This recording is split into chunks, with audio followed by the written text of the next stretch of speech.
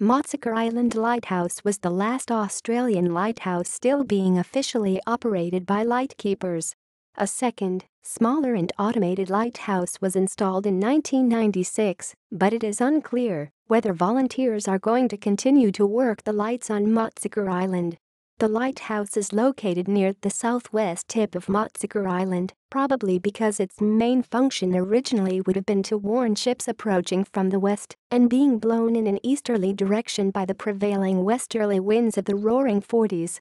Many ships were shipwrecked on the south and west coasts of Tasmania from the earliest days of sail until the advent of modern navigation aids because of a combination of the westerly gales and the dangerous coastline.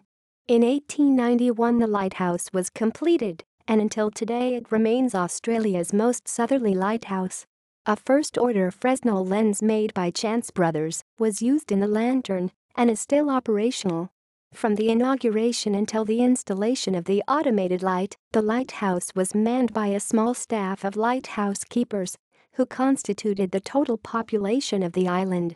See also: History of Tasmania, List of lighthouses in Tasmania, References, External links, Australian Maritime Safety Authority, the Maatsuyker Island Lighthouse, Lighthouses of Tasmania, Lighthouses of Australia Incorporated.